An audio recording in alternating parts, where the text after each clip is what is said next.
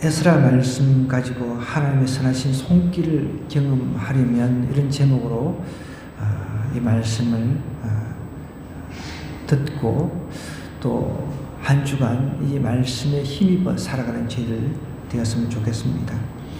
성경을 읽을 때 가장 지루한 부분이 있잖아요. 그거는 모든 사람들이 다 비슷비슷할 겁니다. 그 족보, 누가 누구를 낳고 그러다 보면 이게 언제 끝나나 그냥 지긋지긋하고 그런데 사실 이 족보라고 하는 것이 지루해 보이는 부분이 있지만 하나님께서 왜 이 지루해 보이는 이런 부분을 기록을 하셨을까, 이런 것을 우리가 한번 고민을 해 보았으면 좋겠습니다. 또 그 다음에 또 지루한 것, 우리가 레위기를 읽어보면 제사제도가 나오잖아요.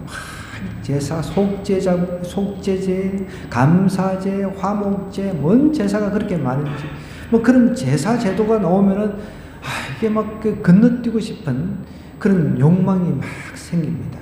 그런데 저는 다른 거는 몰라도 족보는 별로 크게 신경은 쓰지는 않지만 그 제사 제도는 정말 은혜가 되는 그런 부분이 많습니다. 그런데 족보도 따지고 보면요, 예를 들어서 우리의 그 이름이 생명책에 기록되어 있다 그러잖아요. 성경에 보면, 요한계시록에 보면 우리의 그 이름이 생명책에 기록되어 있다는 겁니다. 생명책에 기록이 안 되어 있으면 여러분, 그거는 정말 큰 문제죠. 그럼 지옥을 가는 거니까.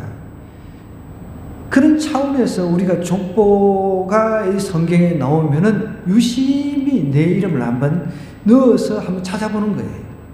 그럼 은혜가 됩니다. 예전에는 그렇지 않은데 요즘에는 우리 학생들이 대학에 합격을 하면은 합격했는지 안 했는지 인터넷 들어가가지고 자기 이름만 치면 나오잖아요. 안 해주면은 불합격입니다 이렇게 했는데, 예전에는 큰 방을 붙였어요. 그죠? 그 방을 막 크게 이렇게 붙여가지고 이름이 다 이렇게 기록이 돼 있어요. 그러면은 자기 이름 찬다고 쭉 이렇게 그냥 막 이렇게 아래 위로 훑고 막 그랬었잖아요. 그죠? 그것처럼 족보가 성경에 이제 읽는데 족보가 이렇게 나왔다. 그러면은 이제 제가 하나의 팁을 가르쳐 드리자면 자기의 이름을 한번 넣어보는 거죠. 성경이 왜 이렇게 우리가 정말 지겹게 생각하는 이 족보를 자세하게 다뤘을까? 그런 것들은 정말 중요하니까, 이름이 중요하다는 거예요. 성경에 보면요, 하나님을 버리고 떠난 사람의 이름까지 다 나옵니다. 하나님을 배신한 가룟 유다부터 시작해서 바울의 그 선교 사역 중에 자신을 힘들게 했던 사람까지 이름을 다 기록하고 있다는 거예요. 그럼 나는 내 이름이 만약에 성경에 기록된다고 한다면 어떤 이름으로 기록이 될 것인가 한번 잘 내 자신이 한번 생각해보는 시간이 됐으면 좋겠습니다. 하나님을 위해서 선한 영향력을 끼친 사람으로 기록이 될 것인가, 아니면 하나님의 교회를 힘들게 하고 괴롭히고 다른 사람을 힘들게 하고 괴롭힌 그런 사람으로 기록이 될 것인가, 이것을 우리가 생각하면서 성경을 읽다 보면 조금 이 족보가 새롭게 느껴질 때가 있습니다. 오늘 1절부터 딱 보면요, 2일 후에 바사왕 아닥사스다가 왕이 있을 때, 이 일 후에라고 하는 것은 성전이 이제 완공이 된 후에를 이야기를 합니다. 그런데 6장부터 7장의 이 사이는 또 한 60여 년 이상이 흐른 그런 시점이라는 사실을 좀 기억하고 읽어야 돼요. 왜냐하면 성경은 여러분 시간 순으로 이게 지금 이렇게 기록을 이렇게 배치를 안 해놨어요. 제가 우리 도서관에 연대기 성경이라고 저는 이미 다 읽고 저기에 보관을 했습니다. 그 연대기 성경을 보면은 정신이 없어. 막 더 복잡합니다. 여러분들이 성경을 읽다 보면 더 정신이 없어 복잡해요. 왜냐하면 그거는 그야말로 이 연대별로 시간별로 이렇게 성경을 이렇게 모아놔가지고 이렇게 결집을 딱 시켜가지고 기록을 했기 때문에 어떨 때 보면 막 더 헷갈립니다. 우리가 이런 성경으로 이렇게 읽다가 그런 성경을 보면은 정신이 없어요. 왜냐하면 시대별로 똑같이 이렇게 분류를 했기 때문에. 그런데 여기서 이일후라고 하는 이 단어 하나에는 어떤 뜻이 있느냐면 성전 봉헌을 한 후에, 우리 지난주에 성전 봉헌식에 대해서 공부를 했잖아요. 그죠? 성전 봉헌식 후에 58년이 흐른 시점이라는 거예요. 이런 것을 모르고 우리가 성경을 읽다 보면 이게 막 정신이 없어요. 배경이라든지 이런 것들을 조금은 우리가 알고 이 성경을 이제 읽어야 아하 그렇구나 이렇게 이제 받아들일 수가 있다는 거죠. 이 일 후에, 그러니까 성전 완공 후에 58년이 흘렀습니다. 58년이 흐른 후에 바사왕 아닥사스다가 왕에 있을 때 에스라라 하는 자가 있으니라. 이 에스라는 그는 스라야의 아들이요. 이제 여기서부터 쭉 이제 족보가 나옵니다. 스라야의 아들이다.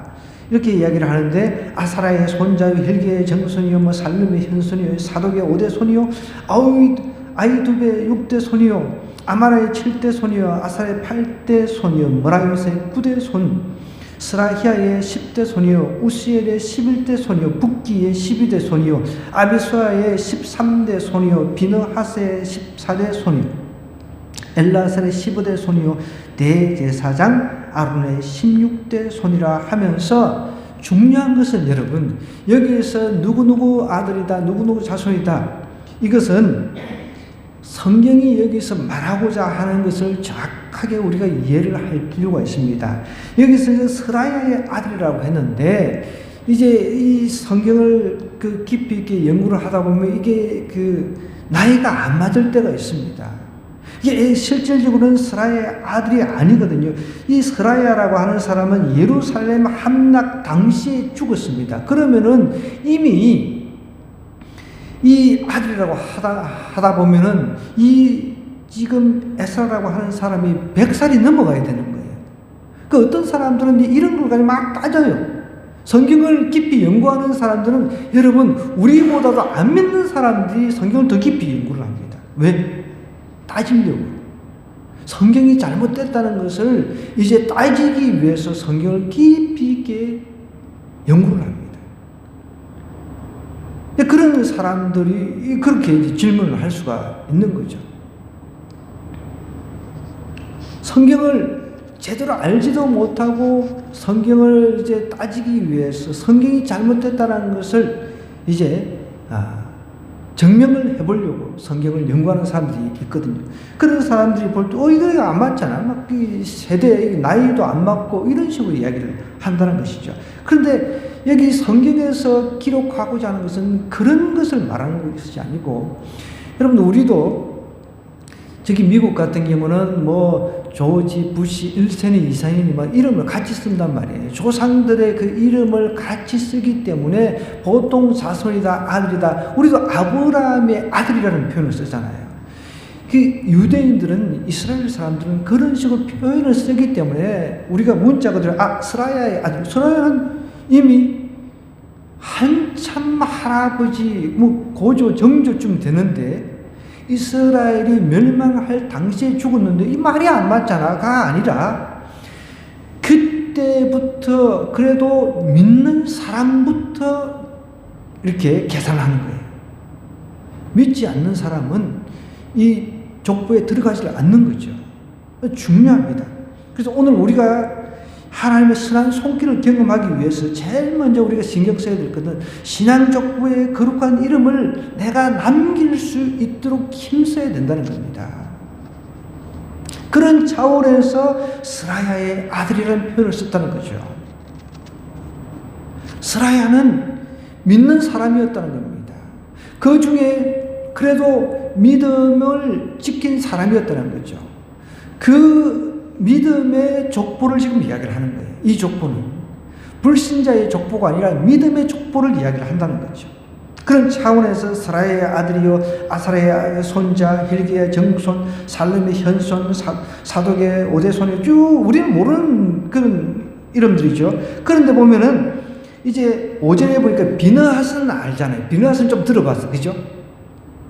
이스라엘 백성들이 간음하고 뭐 이방 사람들하고 통혼을 내가지고 온 백성들이 지금 너무 슬픔에 젖어 있는데 이 어떤 이스라엘 사람이 이방 여자를 데려와가지고 장막에서 또 이제 음란을 합니다. 간음을 합니다. 그때 이 비느하스가 열받아가지고 거룩한 분노죠. 창을 들고 가서 꼬치를 찍어버렸어요. 좀 죄송한 표현이지만 이 꼬치가 되버렸어요. 꼬치. 둘을 한 사람 이렇게 하나로 찍어버렸어요. 창으로. 그런데 하나님은 그것을 보고 분노를 멈췄다 그랬습니다. 그 사람이 비느하스예요. 자, 비느하스가 나왔습니다. 너무 익숙해. 비느하스는 들어봤잖아요. 그죠? 우리가. 그래서 그 믿음의 계보를 가지고 자꾸만 이야기를 한다는 거죠. 그러면서 이제 비느하스 나오죠. 엘르아살 나오죠. 15대 손이요.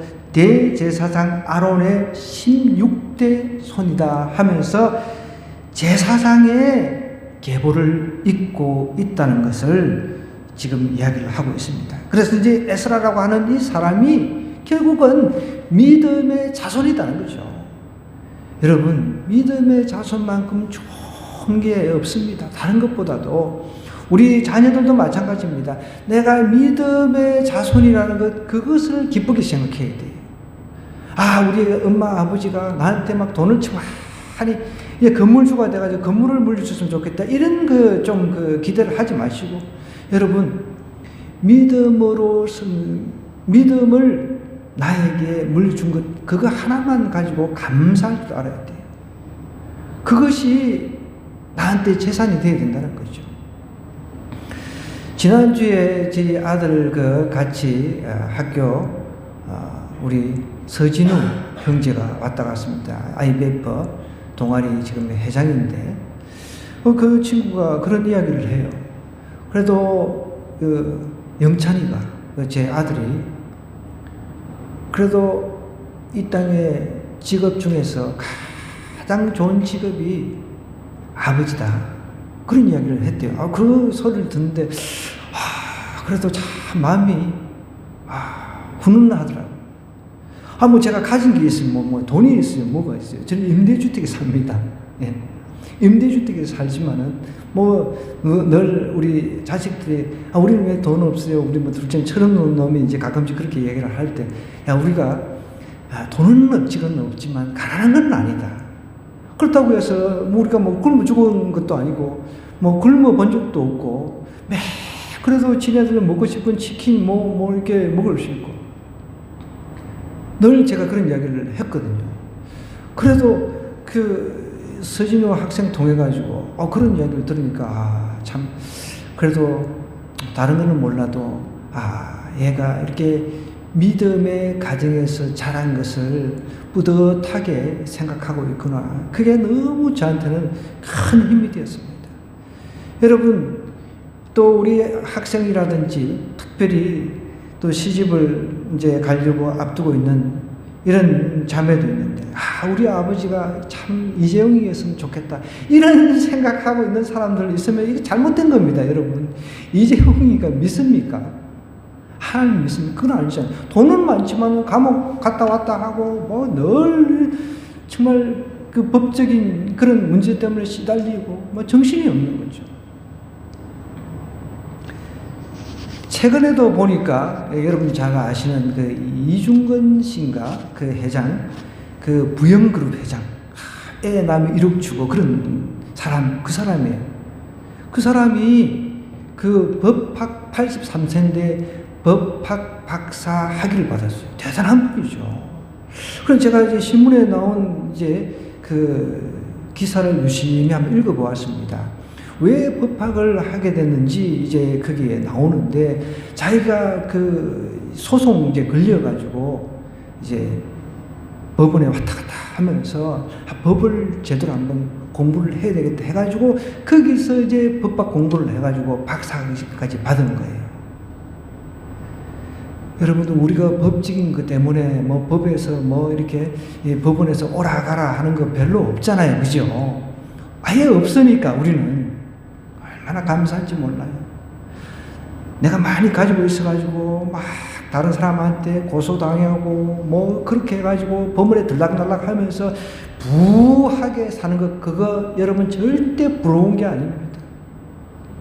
그냥 우리가 예수 그리스도 믿는 집안에 태어나가지고 믿음을 물려받아가지고 내가 구원의 어떤 감격을 가지고 살아가는 이것보다 더 큰 기쁨이 없다는 것이죠. 그래서 신앙 족보의 거룩한 이름을 우리가 먼저 남겨야 됩니다. 부모 세대들은. 그래서 오늘 이 1절부터 쭉 족보가 나오는 것은 어떤 정확하게 누구누구 아들이네, 누구누구 아들이네, 좋은 손자네, 정말 이것은요, 신앙을 보존하고 개성하는 가문의 복된 가문임을 지금 이야기를 하는 것입니다.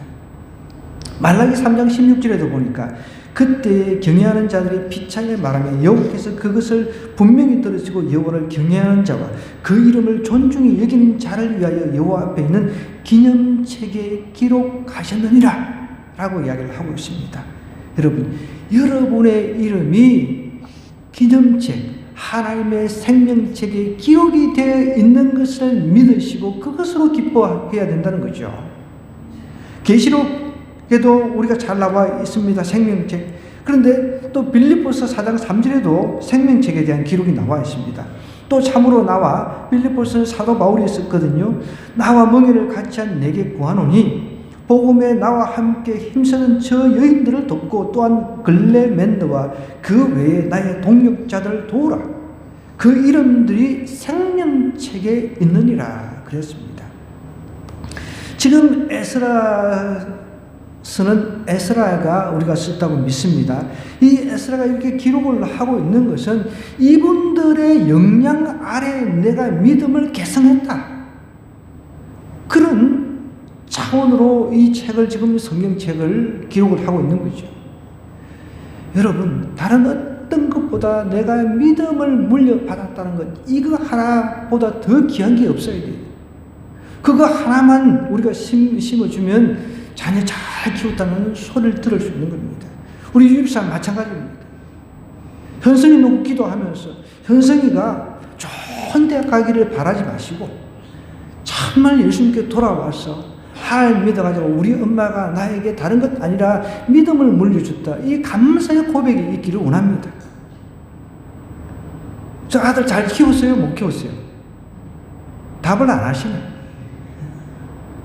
이런 소리 진우 학생한테 들으니까 기분 좋잖아요.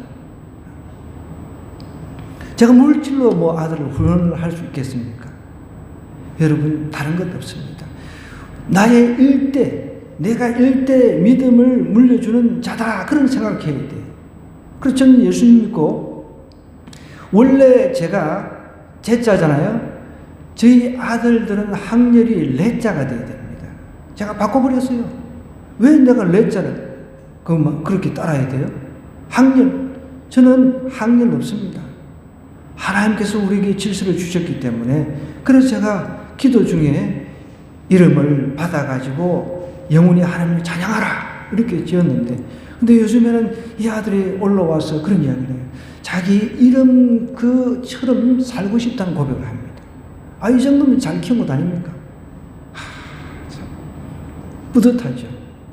자기 이름처럼 영혼이 하나님을 찬양하는 그런 삶을 살고 싶다는 거죠.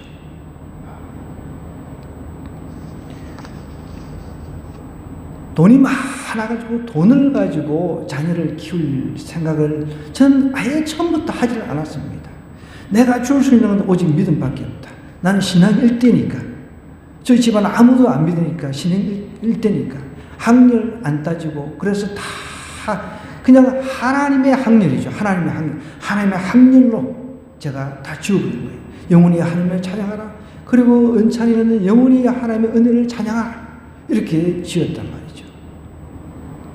여러분, 우리 신앙 족보에 여러분의 이름이 기록되기를 원합니다. 하나님은 그걸 원하신다는 거예요. 에스라는 그것을 보고 나는 신앙의 족보를 가지고 있다는 거예요. 나는 다른 것도 아니라 신앙의 그 족보, 신앙의 정체성을 가지고 있다는 거예요. 이것보다 더 중요한 게 없는 겁니다. 우리 자녀들한테 줄 수 있는 게 그거예요. 이 에스라는 포로 생활을 했습니다. 포로 생활을 수십 년 동안 한 사람이에요. 그 포로 생활 중에서도 나는 하나님을 믿는 사람이다.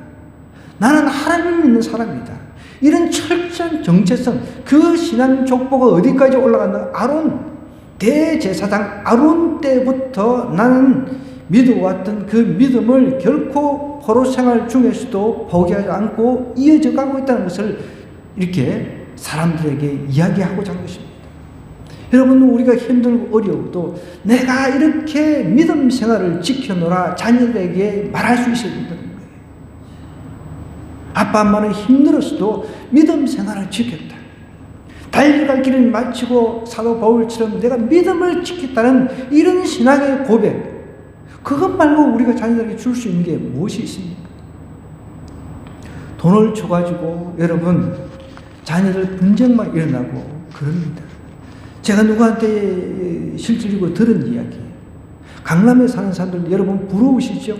참 막 비싸잖아요. 그죠? 거기는 집도 비싸고.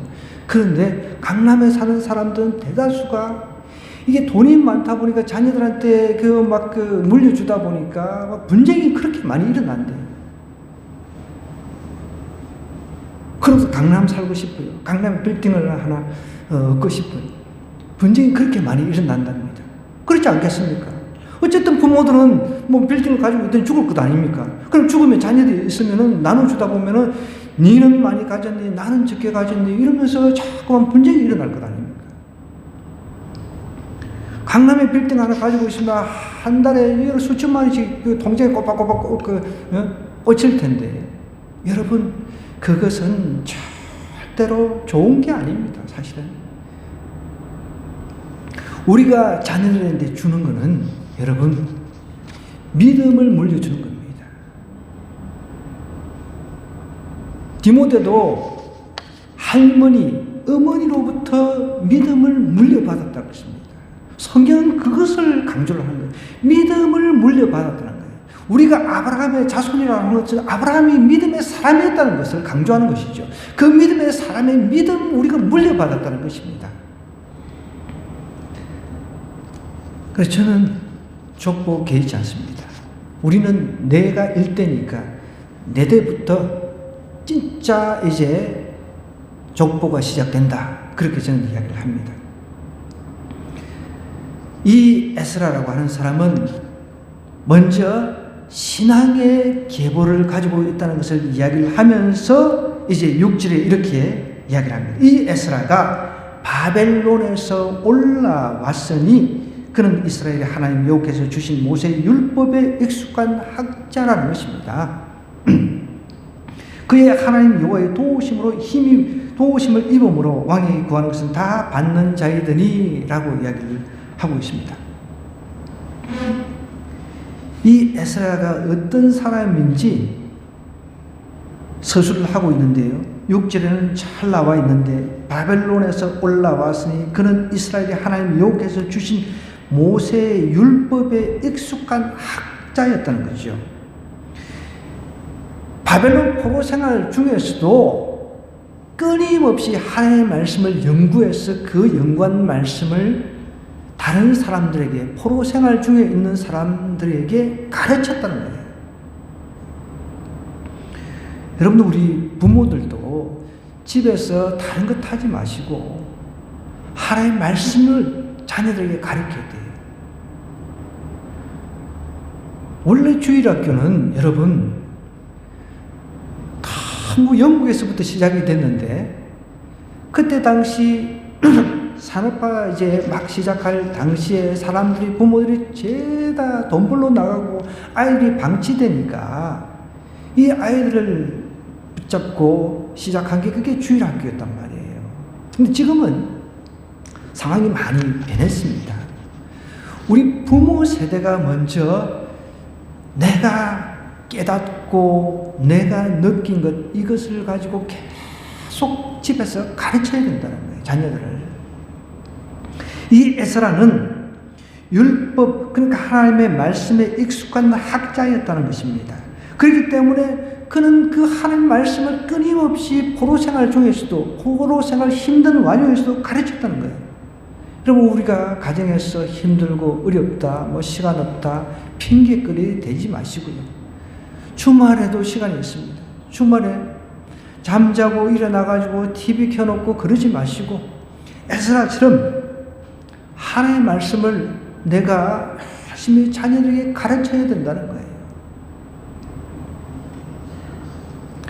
신한 족보의 거룩한 이름을 남기는 것으로 내가 만족하지 말고 하나님의 말씀을 내가 가정에서부터 가르쳐야 된다는 거예요. 가정에서부터. 그래서 지금 요즘 그 기독교가 새로운 도전을 받고 있는데,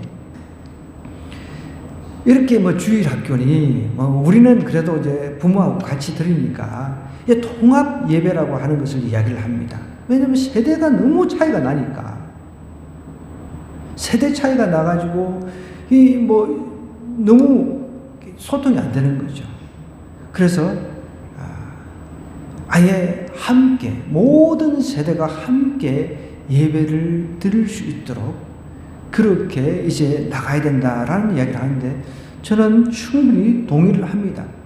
그렇기 때문에 함께 아이들 안고 어릴 때부터 애기 안고 예배 드리고 그러면서도 같이 예배 드리고 그렇게 해도 되거든요. 따로 이제 공과 공부를 따로 해도 충분히 됩니다.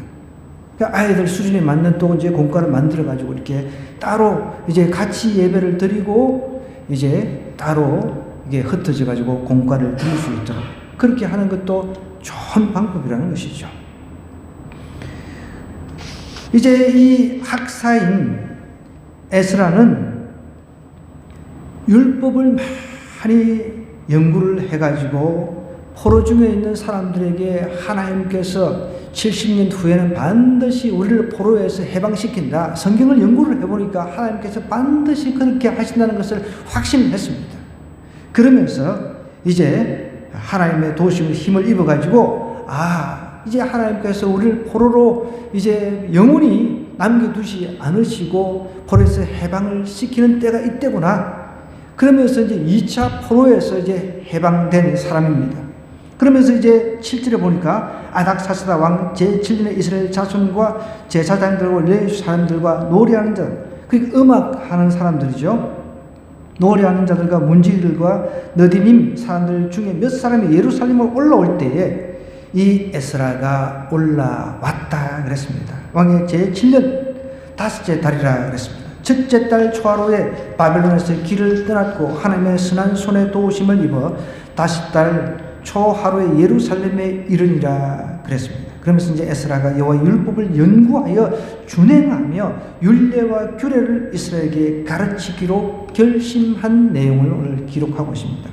자, 율례 규례는 비슷비슷한 말인데 조금만 차이가 나니까 좀 참고를 했으면 좋겠습니다. 율례라고 하는 것은 백성들의 일상과 직결되는 문제들의 지침이나 해답에 가까운 아주 관습법적 내용을 다룹니다. 그럼 규례라고 하는 것은 백성들에게 제기될 수 있는 민형사상의 문제 있잖아요. 이 문제들에 대한 선악간의 그 판단이 실린 그런 법률입니다.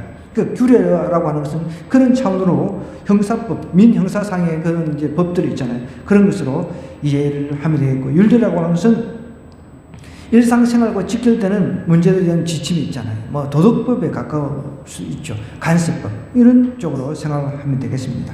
자, 그러면 이제 포로에서 예루살렘으로 올라갔는데 예루살렘으로 올라간 이유가 무엇입니까? 여러분, 예루살렘이라고 해서 예배 중심지였습니다. 예배 종교 중심지가 예루살렘이었다는 것입니다. 결국은 여러분, 이 바벨론에서 예루살렘까지 올라갔다라고 하는 것은 내가 하나님만을 더 열심히 섬기겠다는 그런 각오, 그곳에 가서 내가 신앙 회복하겠다, 이제 마음껏 그곳에서 예배하겠다, 하나님을 향한 그 열정을 가지고 올라간 거예요. 여기 바벨론에서 예루살렘까지 거리가 여러분 직선 거리만 해도 한 9,000km가 된답니다. 그런데 어떻게 뭐 이렇게 쫙 직선으로 갑니까? 사람들이 꼬불꼬불 산도 넘어가야 되고, 그죠? 그렇게 하면 한 15,000km가 된대요. 저도 이렇게 뭐 울산으로 이렇게 자주 애 때문에 이제 한 번씩 이렇게 내려가는데, 보통 왕복 한 1,000km까지는 안 됩니다. 우리 노집사님이 열심히 이렇게 많이, 지방을 많이 다니시는데, 이게 1,000km. 우리는 차로 가지고 하루 종일 이렇게 왔다 갔다 할 수 있잖아요. 그때는 뭐 걸어서 그 소나 뭐 이런 그 양들, 이런 그 동물들을 데리고 막 애기들 데리고 움직여야 되니까. 오늘 성경에 보면 한 4개월에 걸쳐서 갔는데 사실 엄청난 거리죠. 근데 왜 이런 힘든 거리를 갔을까요? 우리가 한번 이 부분에 대해서 고민을 해볼 필요가 있습니다.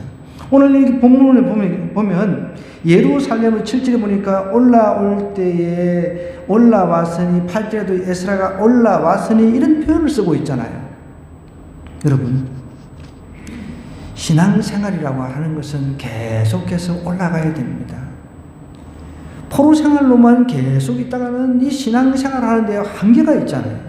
근데 예루살렘은 거기서는 한번 하나님의 예배할 수 있는 장소입니다. 그러니까 1500km, 이거 아무 문제가 아닌 거죠. 고생 좀 하더라도 4개월에 걸쳐서 고생을 하더라도 나는 하나님 마음껏 예배하기를 원한다. 그곳에서 내 신앙이 더욱더 성장하기를 원한다는 그런 의미가 있는 거죠. 우리는 올라가야 돼요. 자꾸 내려가지 말고 여러분 올라가야 됩니다. 신앙생활이 성장해야 된다는 거예요. 신앙생활이 어제보다 내가 또 오늘 이게 더 다운되고 자꾸 내려가면 이게 신앙생활을 할 수 있습니까? 계속해서 신앙생활이 성장하고 올라가야 된다는 거죠. 이 올라갔다 예루살렘이라고 하는 곳이 여러분 실질적으로 지도상에 보면 내려가는 거란 말이에요. 지도상으로 보면 우리가 서울로 내려간다는 그런 표현 씁니까? 서울로 내려간다. 안 쓰잖아요. 서울로 올라간다. 서울로 올라간다. 서울이라고 하는 것이 우리나라의 수도니까 정말 그곳에 다들 돈 벌러 올라간다. 어릴 때 그죠? 뭐 서울로 올라간다. 서울로. 지방은 우리가 내려간다는 표현을 쓰잖아요. 이 예루살렘이 실질적으로는 그때 당시에 최강대국은 바벨론이었습니다. 그죠? 바벨론으로 이제 예루살렘에서 이제 우리가 표현을 쓰자면 예루살렘에서 바벨론 올라간다는 표현을 쓸 거란 말이에요. 그런데 성경은 어떻게 표현을 하고 있냐면 예루살렘으로 올라간다라는 표현을 쓰고 있다는 거예요. 이게 무엇을 말하느냐는 거예요. 그곳으로 올라가야 신앙이 더욱더 성장할 수 있다는 겁니다. 예루살렘으로 가야 신앙생활을 더 잘할 수 있다는 것입니다. 그래서 우리는 신앙생활을 더 잘하기 위해 올라갈 수 있도록 계속해서 우리가 힘쓰고 애쓸 필요가 있다는 거죠. 예수님도 골고다로 내려가 계신 게 아니에요. 올라가셨어요. 그죠? 십자가를 지시고 올라가셨다는 거예요. 올라간다는 건 힘듭니다. 올라가는 건 힘들어요. 1500km를 그렇게 4개월에 걸쳐가지고 올라갔는데 그것은 그래도 그 힘든 여정을 거쳐가지고 나는 하나님을 더 잘 섬기기 위해서, 더 신앙생활을 잘하기 위해서 이 고난주음은 내가 얼마든지 극복하겠다. 그런 의도가 있는 것입니다. 그냥 왜 올라갔다 이런 표현을 썼겠냐는 거예요. 시편 37편 18절에서 19절의 말씀도 보니까 여호와께서 온전한 자의 나를 아시나니 그들의 기업은 영원하리로다. 그들은 환난 때에 부끄러움을 당하지 아니하며 기근의 나라도 풍족할 것이나 이렇게 표현하고 있습니다. 여러분, 영적인 풍성함이 더 중요하다는 것 꼭 기억하셔야 돼요.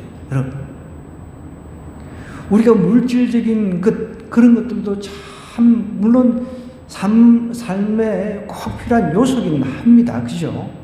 그렇지만 이 영적인 풍성함을 더 우선해 놓고 우리가 삶을 살아가야 된다는 거예요. 그러니까 이 예루살렘을 향해서 예배 중심지인 이곳으로 올라가기 원했던 사람들은 나는 그동안 70년 동안 포로 생활을 하면서 내가 축적한 이 모든 것 다 내려놓고 나는 올라가겠다. 하나님을 예배하는 곳, 마음껏 예배하는 곳으로 올라가겠다는 그런 강한 의지의 사람들만 다 올라갔단 말이에요.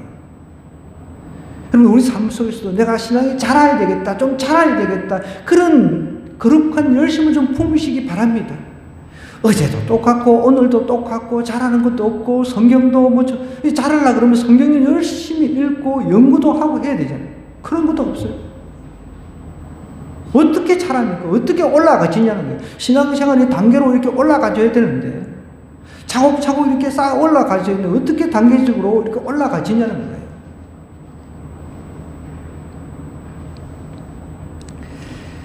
여러분, 여기서는 우리가 읽은 9절에서는 안 나와 있지만 8절에 보면 신앙 성장을 위해서 에스라가 어떻게 했는지 8장 21절 23절 한번 보겠습니다. 8장 띄워가지고 8장 21절에서 23절 찾았나요?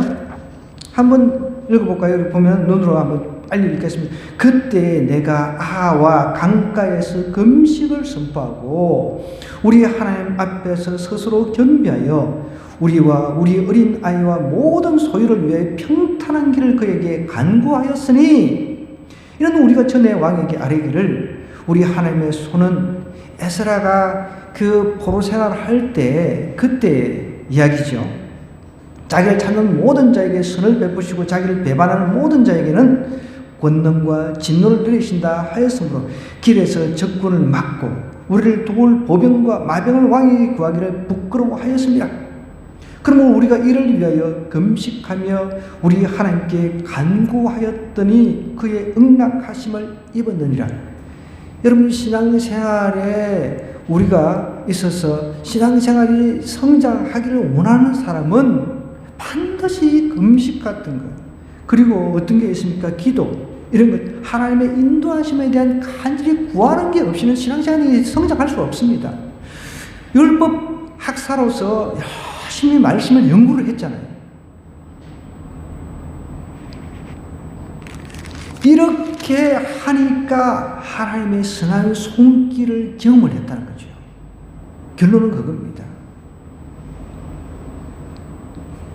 에스라가 신앙 성장을 위해서 자기가 신앙 생활을 하면서 포로 생활 가운데서 힘든 가운데서도 신앙 생활을 하면서 성경을 연구를 해 보니까 당연히 70년 후에는 하나님께서 다시 우리를 회복시켜 주신다는 그 말씀을 이제 딱 받고 난 뒤에 이제 때가 됐구나, 가야 되겠구나, 여기가 내 정착지가 아니구나, 올라가야 되겠구나, 예루살렘으로 올라가야 되겠구나, 글로 올라가야지 내 밑에 사람들, 후세대들도 말씀으로 양육을 할 수 있겠구나, 이 결론에 도달하는 거예요. 그래서 힘든 과정을 4개월에 걸쳐서 달려간 겁니다. 여러분, 내가 자녀들을 가르치고 신앙생활을 가르치는데 방해되는 것은 끊어버려야 됩니다.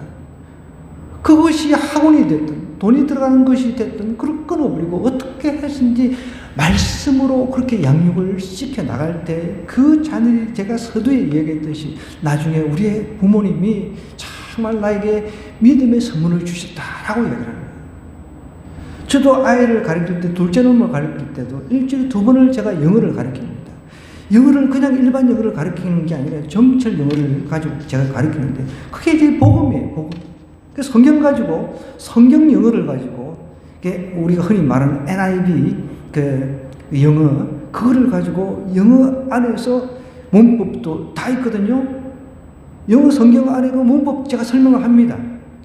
본문을 이야기를 하면서 바울이 어떻게 했다, 바울이 아레오바구에서 어떻게 했다, 이런 것들을 이제 쭉 이야기를 하면서 그 안에 문법들 설명을 다 해줍니다. 그런데 제가 거기서 계속 강조하고자 하는 것은 그 안에 복음이라는 거죠. 그 안에 복음을 전해주기를 원하는 거죠. 그거 하나의 그 목표를 가지고 가르치는 거예요.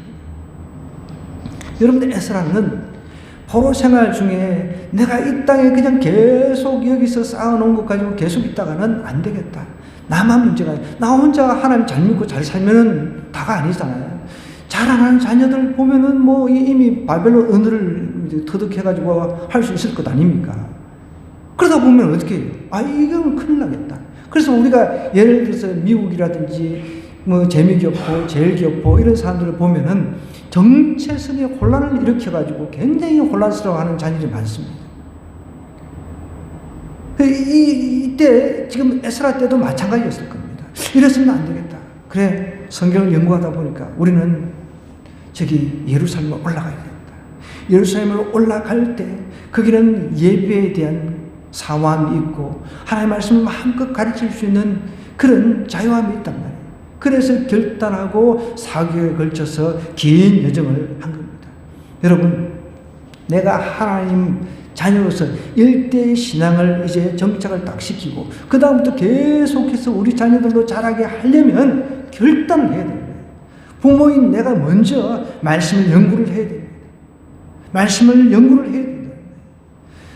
무슨 소리? 목사들만 이렇게 하면 천만의 말씀. 요즘에는 너무 좋은 책들이 많아요. 제가 여기 도서관에 제가 읽고 했던 책들 성경 외에 성경책도 갖다 놨지만 많은 그 책들 여러분 이것만 다 읽어도 눈이 번쩍 뜨입니다. 그런데 보니까 거의 읽는 사람이 거의 없는 것 같아요. 제가 볼 때는 도서관 책 빌려 가셔가지고 얼마든지 읽고 또 이제 갖다 놓으시면 되니까 좀 그렇게 했으면 좋겠습니다. 모르는 거 있으면 여기 사전들도 있고 하니까 사전 참고해가지고 얼마든지 성경을 깊이 있게 연구할 수가 있다는 것이죠. 베레아 사람들은요 항상 성경을 갖다가 연구를 했다고 그랬습니다. 그러니까 이단이 판별이 되는 거예요. 우리가 성경만 읽고 깊이 있게 연구를 하지 않으면 이게 2단인지 3단인지 이게 분간이 안 된단 말이에요. 그 연구를 안 하니까. 그냥 2단이 꼬시면은 그냥 여자 하나님 들어봤냐? 이거 못 들어봤냐? 이 여자 하나님이네. 그래서 싹 기가 막 솔깃해가 따라가 버리는 거죠. 말도 안 되는 소리가 하는 거죠. 신앙 성장과 악에게 빠지지 않기 위해서 말씀을 연구를 해야 된다는 거예요. 그래서 우리는 영적으로 자라기 위해서 예루살렘을 향해서 나아갔던 에스라처럼 우리가 영적으로 성장하기 위해서 계속해서 성경을 연구를 해야 된다.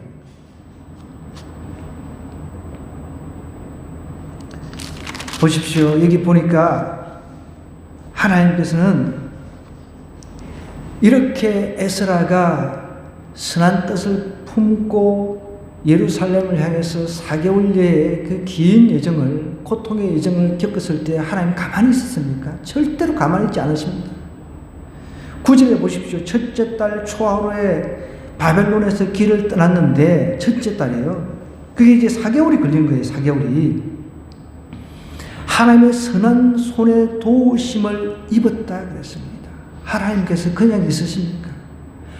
우리 하나님께서 절대적인 하나님께서 다 도와주십니다. 그 마음을 보시고 자기 자녀가 이렇게 고통 중에 4개월이라고 하는 긴 여정을 통해 가지고 고생하는 아셨습니다. 그렇지만 신앙 성장을 위해서 신앙의 자유를 위해서 그렇게 저 예루살렘으로 향해서 오는 저들의 손길을 다 아시고 도와주셨다는 거예요. 선한 하나님의 손에 도우심을 입어 5째 달 초하루에 예루살렘에 이르는 거예요. 여기서 아마 오면서 불상사가 없었다는 거죠. 한마디로.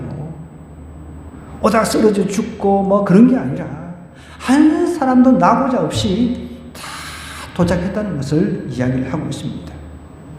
여러분, 하나님의 손길, 선하신 손길을 우리가 어떻게 경험하겠습니까? 우리는 먼저 내가 신앙의 족보, 내가 일대에 신앙의 족보 기초를 놓겠다.